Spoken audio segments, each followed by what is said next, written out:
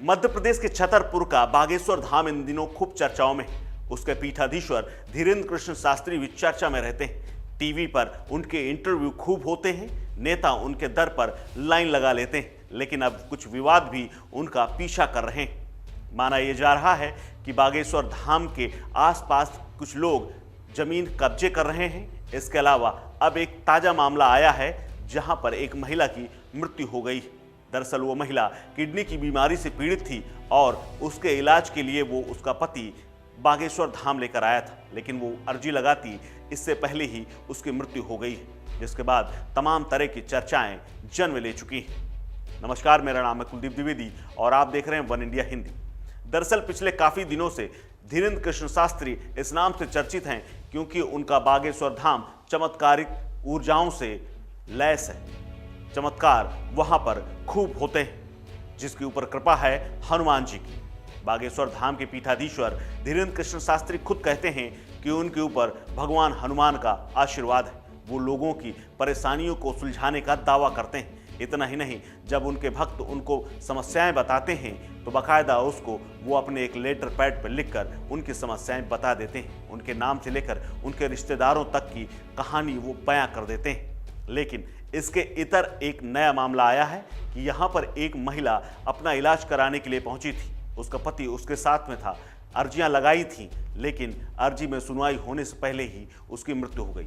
पति का दावा है कि डॉक्टर भी हैरान थे क्योंकि बाबा जब भभूत लगा देते थे तो वो ठीक हो जाती थी। महिला फिरोजाबाद की रहने वाली थी और उसका नाम नीलम देवी था और उसका आज निधन हो गया, जिसके वीडियो और फोटो सोशल मीडिया पर तेजी से वायरल हो रहे हैं। पति का दावा है कि डॉक्टर हैरान थे कि मात्र भभूत लगाने देने से बाबा के वो कैसे ठीक हो जाती है, कैसे वो चल लेती है। इसके अलावा एक और घटना सामने आई है। यहाँ एक 28 साल की युवती गायब हो गई जो कि अपने पिता के साथ दर्शन करने आई थी। बागेश्वर धाम में जब वो परिक्रमा कर रही थी तभी वो गायब हो गई। संदिग्ध परिस्थितियों में गायब हुई इस लड़की की तलाश की जा रही है।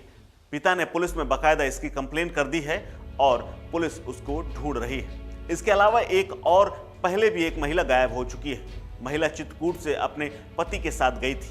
पति का यह कहना है कि वो करीब 7 महीने पहले गायब हो गई थी क्योंकि उसको एक बीमारी थी जिसका इलाज कराने वो पहुंची हुई थी, लेकिन इलाज होता और वो ठीक होती इससे पहले ही परिक्रमा के दौरान वो संदिग्ध परिस्थितियों में गायब हो गई, जिसकी कंप्लेन पुलिस से की थी। लेकिन पुलिस ने तकरीबन 1 महीने तक तो ढूंढा, उसके बाद उसका कोई अता पता नहीं लग पाया। हालांकि दावा ये भी है कि उसने पीठाधीश्वर धीरेन्द्र कृष्ण शास्त्री से इस बात की शिकायत की थी, तो पीठाधीश्वर धीरेन्द्र कृष्ण शास्त्री ने कहा था कि आप परेशान मत हो, आपकी पत्नी आधे घंटे में मिल जाएगी।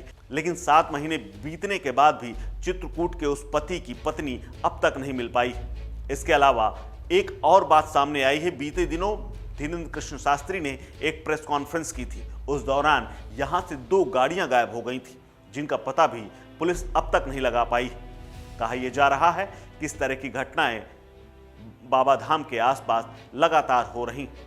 कुछ दिनों पहले एक और घटना हुई थी कि बागेश्वर धाम जाने के लिए निकली 3 लड़कियों की लाश झांसी में मिली थी, जो कि एक डैम में पड़ी हुई थी। तब भी खूब चर्चा हुई थी।